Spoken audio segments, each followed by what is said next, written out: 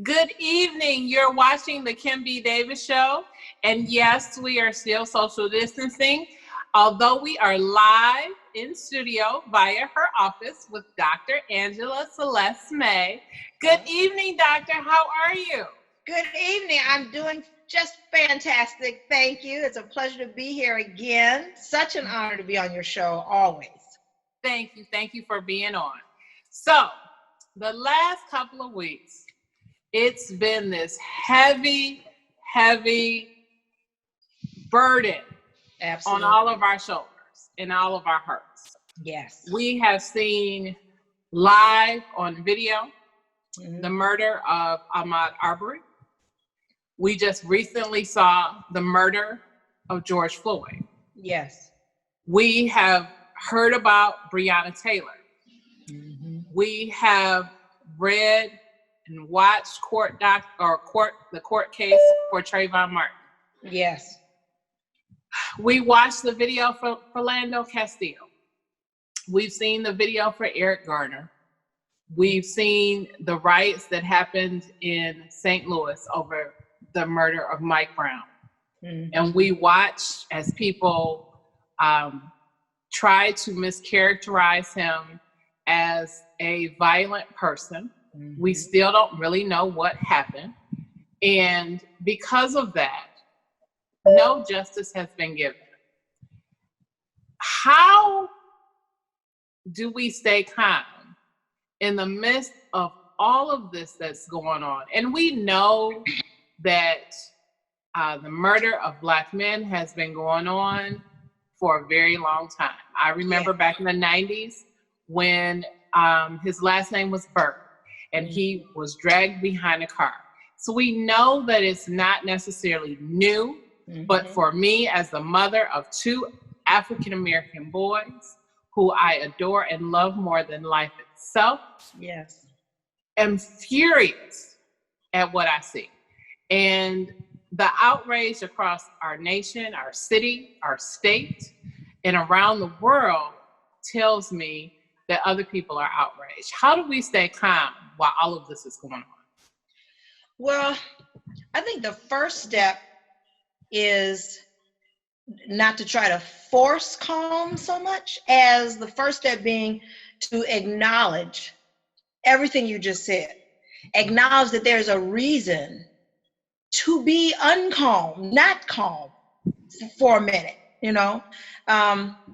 just as you say, this goes so far back in our history.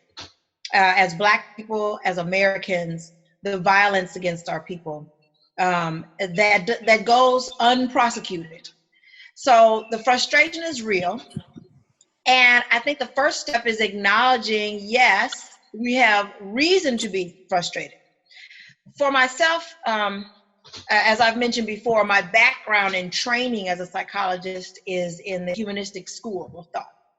And I was very attracted to that school of thought because I love the way that particular school, as compared to some of the other schools of thinking in the field, did not pathologize one's experiences, feelings, even diagnosis, while at the same time acknowledging that perhaps, okay, we need to work on some of these things, perhaps work to change some of these things.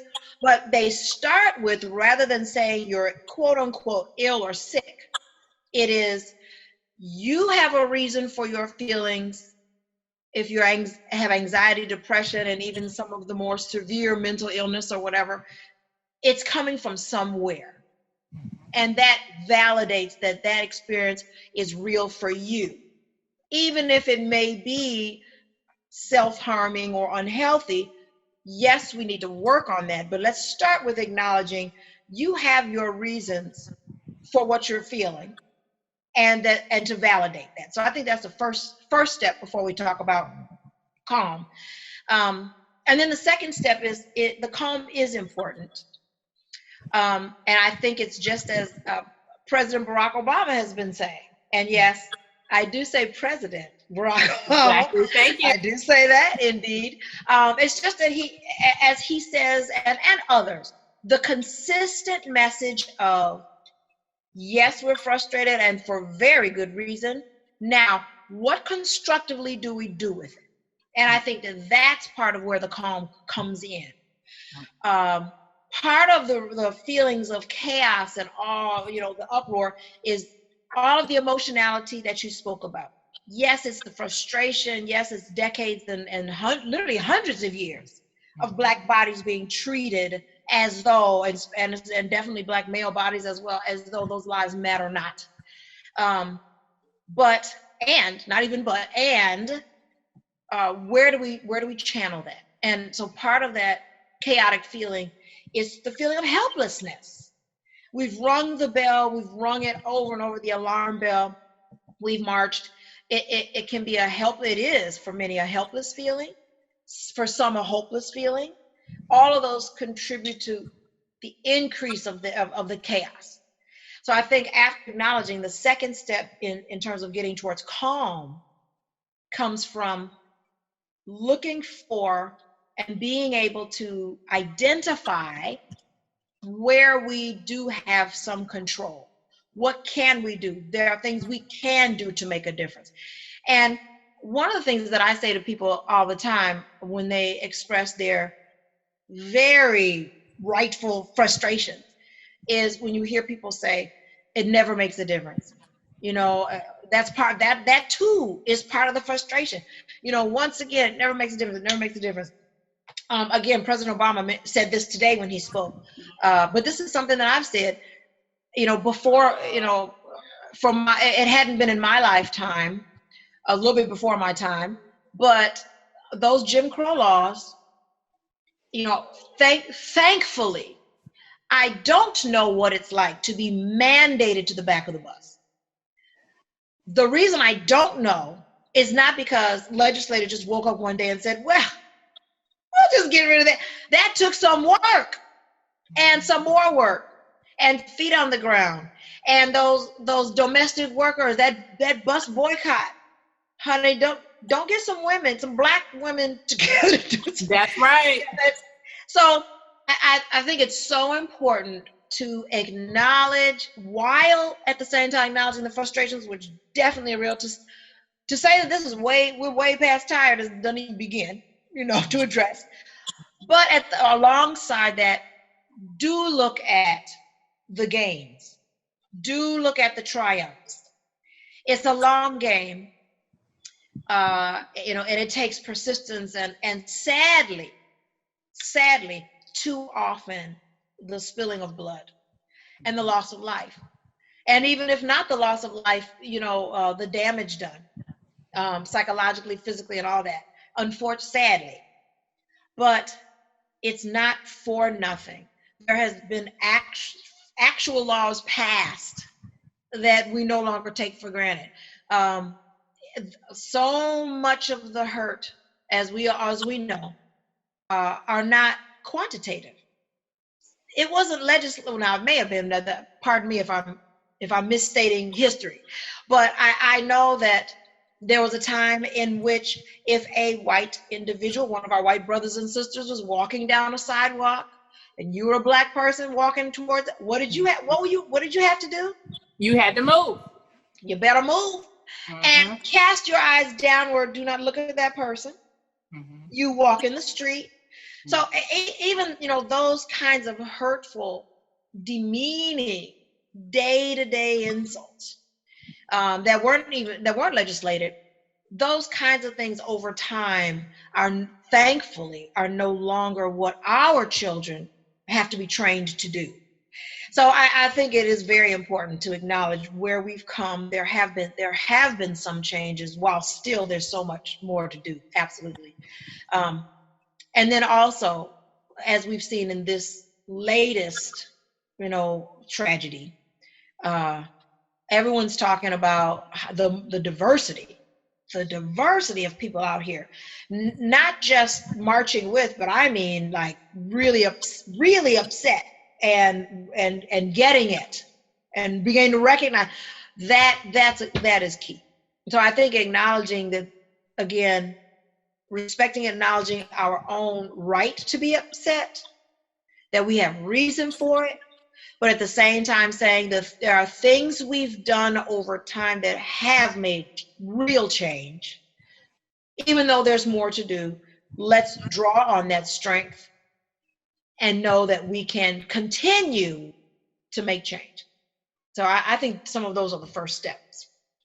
Excellent points. I agree with you. One of the great things that I have taken pride in is the fact that you see so many different people who don't look like us, Yes, who are absolutely. genuinely supporting, Absolutely. not trying to do things, but genuinely in support and are hurting. So that leads me to believe that there are more people that care than there are that not. That's right. I absolutely agree. And I also have to say too, when we look at, we say systemic racism, and that actually has meaning. That means these are systems. I mean, we didn't just stumble upon it. These are actually thought through systems. And when you think about some of the cultural changes and some of the cultural waves, the things to keep us suppressed. Many of those things have been consciously worked on to keep us in a certain place for decades and decades. This, thought through. I recently had a conversation with a gentleman who shall not be named at the moment, but he's a gentleman who's a host of a local sports radio show. And he's a white gentleman, and he, like many people, he was expressing like, "Oh my goodness, this is awful," and I feel like he really genuinely was just upset at this. This is just not acceptable. But one of the things that I'm working on right now is I'm going to be shooting a little video for the public. It's with the Michigan School for Psychology in Michigan, and then they're also going to share it, as well publicly. But it's on implicit bias. And this gentleman with the sports radio show, like so often happens, wasn't recognizing his own implicit bias. So a couple of the things that he said that caused me to have to approach him was, number one, I understand where he was coming from, but he said, he's realizing that Black people in our country, every day that they wake up, they're constantly having to be reminded that they're Black. Mm-hmm. Now, on the one hand, I understand what he's saying. Can you just be Kim? Like, I have to be right. I understand what he's saying about that. But I kind of had to pull coat strings a little bit, because can you hear the little bit of bias in there? I love being reminded that I'm Black, because Black is a beautiful thing. Absolutely. It's not a disability, So I within those layers is also the reminder that the problem is coming from the other person. That you are beautiful as you are, as God created you. And despite the fact that this country may tell you otherwise, you have never stopped being brilliant and beautiful and all the rest. Because I know it can begin to feel over time that it is a albatross around the neck, and that it's why can't we be? So that implicit bias, I think, is important and we all have our versions of it for us to work on and to try to be more aware of. And as you say, with the diverse numbers of people who are recognizing this, I know for a fact more and more people are asking themselves these kinds of questions, looking in the mirror, that they hadn't really asked before, and that's a good thing. That is a good thing. So I see in the tragedy, and again, this goes hand in hand with finding the calm. God works in mysterious ways, and there's a level of a waking up and asking and searching some things and admitting some things. I've never seen and heard so much admittance from police chiefs and police sergeants about acknowledging that we need to do better and really starting to put something behind it. That's a fantastic movement. Sadly brought on by these multiple deaths. But yes, I definitely think that we have to acknowledge not only what has worked in the past, but what are we seeing right now? Is it really just more of the same, or are we seeing a little bit more movement in a different, with some concretes behind it? You talk about moving forward, and on our last show, we talked a little bit about courage, and you were talking about a piece in your book about courage. And one of the things that I would say, as African Americans, it takes courage for us to exist in the world. And just like you said about the radio show guy, for me, I have long hair. I've had long hair my entire life. And I've had more people, often than not, criticize me and either say I must be something else because Black people don't have hair like I do. That's number one. Yeah. Or number two, really? Are you sure? I'm like, my mom had all my mom's sisters had long hair. My grandmother, we have hair in our family. And I said, and I know more people that are like me that are not. I get tired of people saying, can I touch your hair? Whether I wear my hair straight or I wear it curly like yours, because I can wear it curly like yours. And people are like, your hair has energy. Don't touch it. I'm not a cat.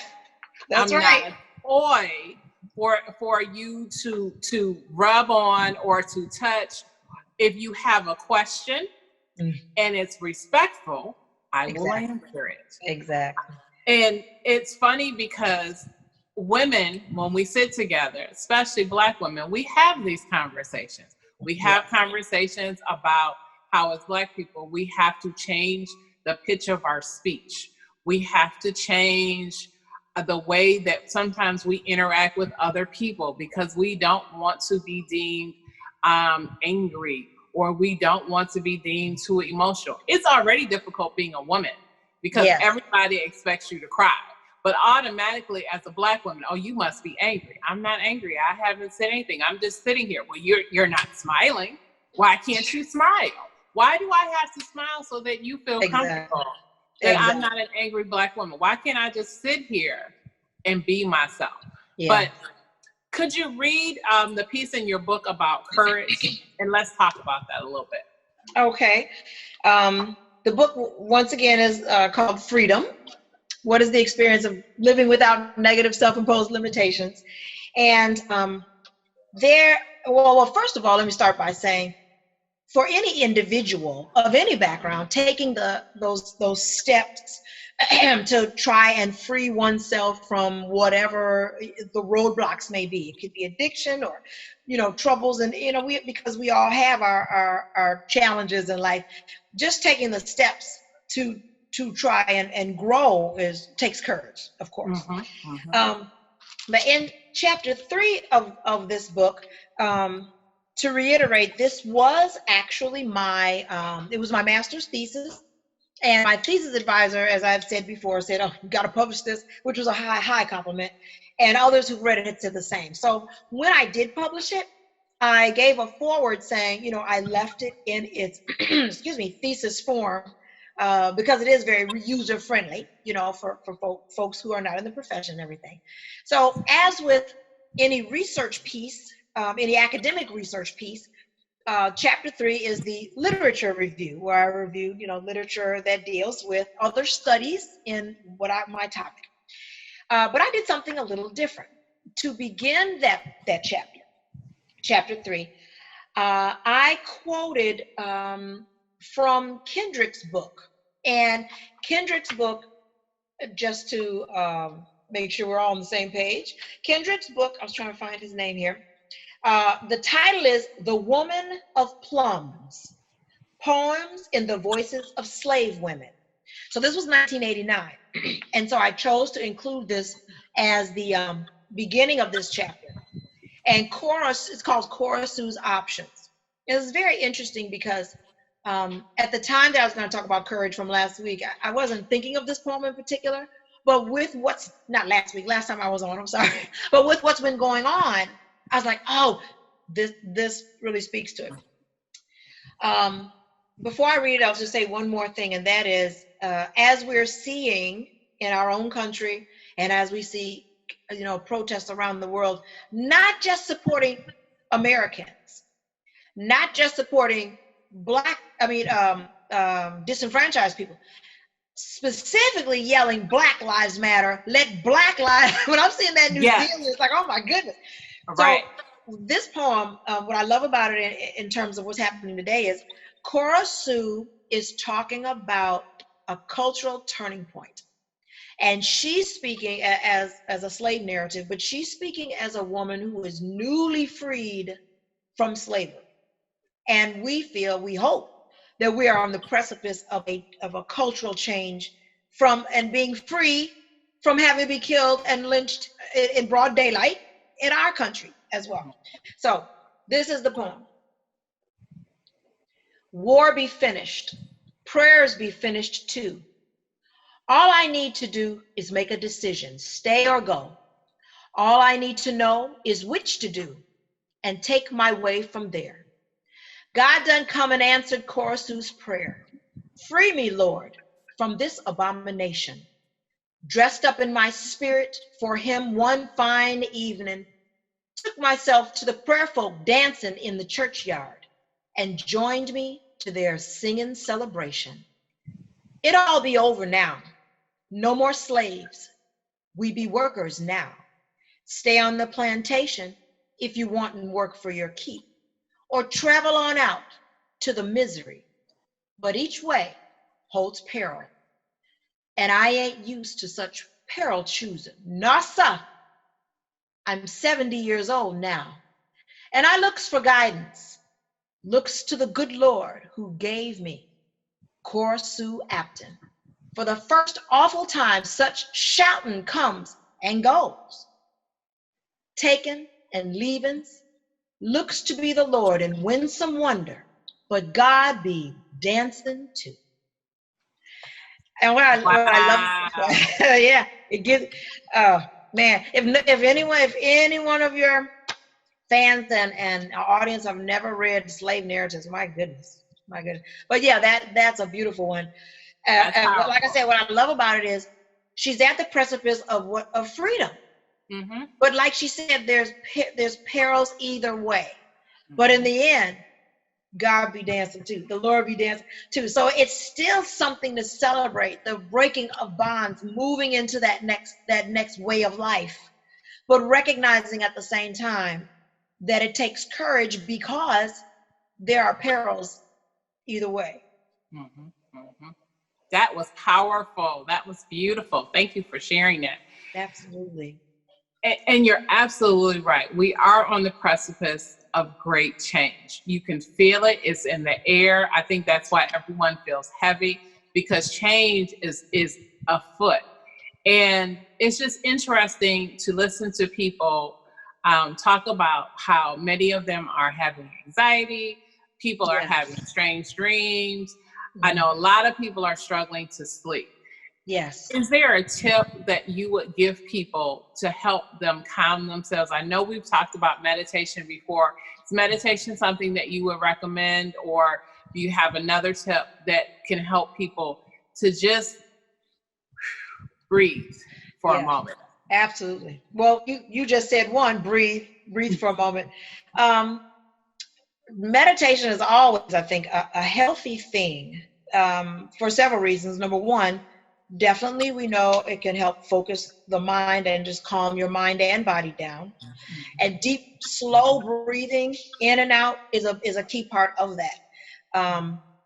But another thing also, and that is journaling. Of course, a lot of psychologists and counselors, recommend journaling. Journaling is so powerful and can be very helpful because it gives you a chance to write down, to get those thoughts out of your head and onto paper. And just the act of doing that alone can be very calming and powerful, because when you see something in black and white, it can help you, it helps give clarity. the way that we understand things, the way that our brains are, designed, we take things in with our five senses and then with our sixth sense as well.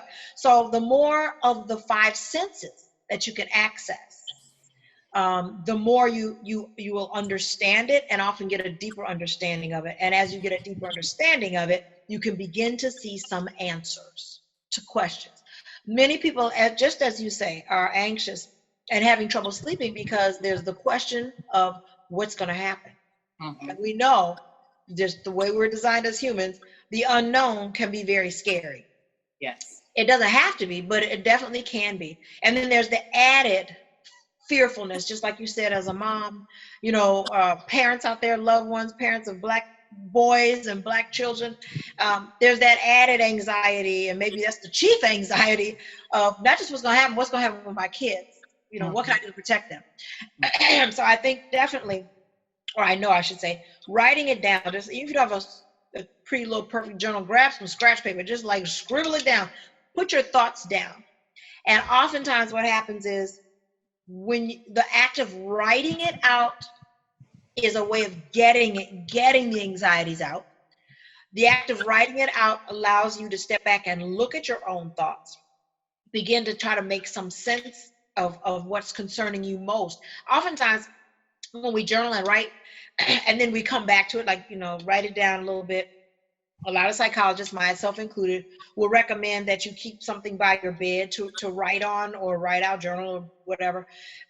Write those thoughts out, and then do some reading, or read some things that you find uplifting. Read scripture, read affirmations, things that calm you, things that will encourage you, or things that may distract you, like a good mystery or a good book or something. Just before you turn that light out. Those are the kinds of things, as well as meditation, that can help. But what often happens is, when you go back to whatever it was you wrote down, maybe the next morning, maybe later that day, sometimes you begin to see patterns in your own writing, and you begin to see what rises to the top is, you begin to see maybe there's something that you write about the most, a theme you keep coming back to. Maybe it is the fear about your kids, maybe, whatever it is. And so it can help you to start to get a deeper understanding of to kind of hone in on the key things that are bothering you. And then you have a place to start to try and make change. I know, and I'm sure you have as well, and probably you've done similar things.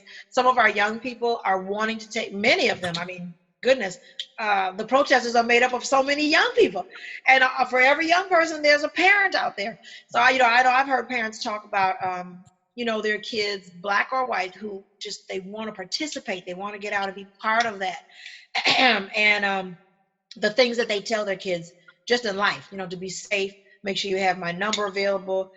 Of course, there's the talk that Black parents have with their kids in terms of dealing with the police officers and all of that. All of that can help toward allaying some fear and getting some calm.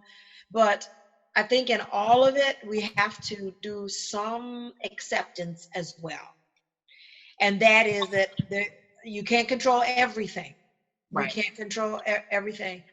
And there is a lesson in part of this, of not just letting go of the parts we can't control, but how to let that go.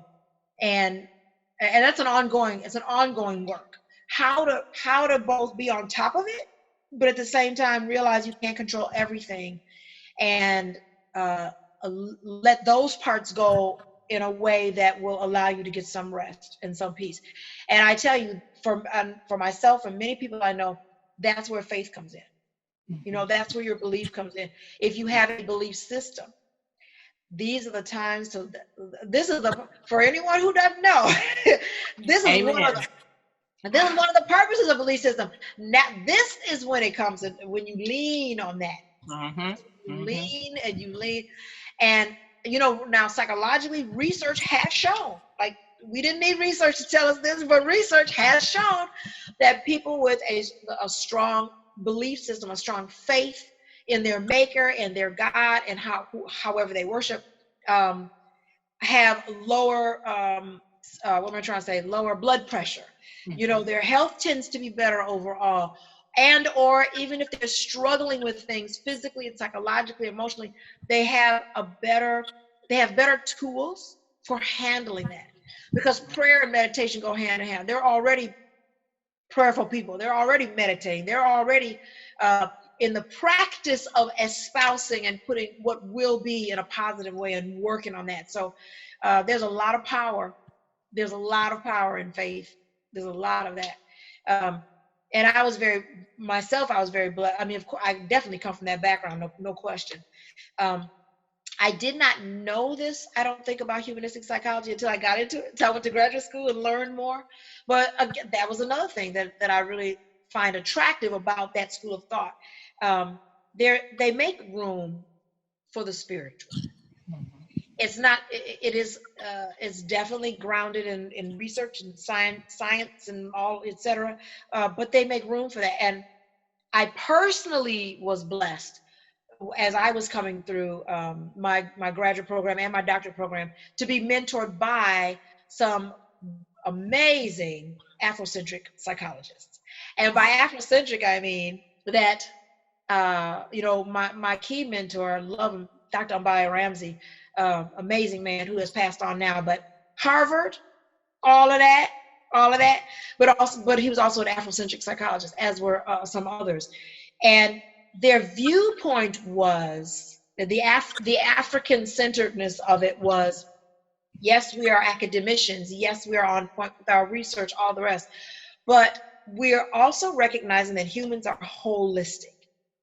And as a psychologist, if you only treat what you see, and you only treat the five senses, and well, not just what you see, of course we deal with the emotional, the mental and all that, but if you treat all parts of the person, but you don't make room for and encourage the person to practice their faith, worship in ways that make them feel whole and all that, then you're actually doing a disservice, because that's such a key part of humanity. And certainly there are those who do not have belief systems, and that's, we are very diverse. Every single person does not, but research has shown that those who do have they've developed stronger, more comforting, healing ways of coping in chaos times like this.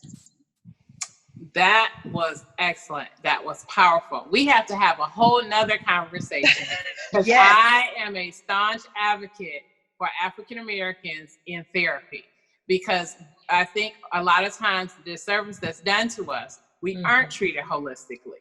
Absolutely. You're just trying to treat whatever the issue is, Absolutely. but you're not getting to the root cause of the issue. That's right. Exactly. We are definitely, I'm certainly not the first to say this, as a people suffering from PTSD, just across the board.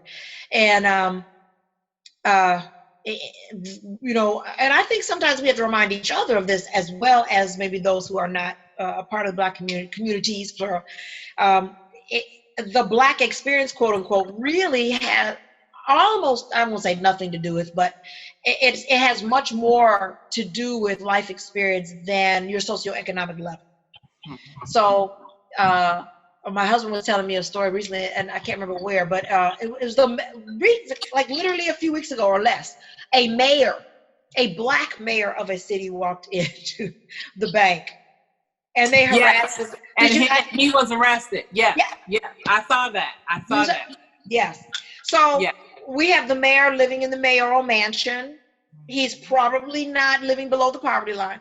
Absolutely not. So the socioeconomic part, that's most definitely folded into the issues that have been legislated against us as a people. But we've always had wealthy Black folks. We've always had, we have a diversity of people living, in different socioeconomic levels. But what is in common across the board is that you have what should I say?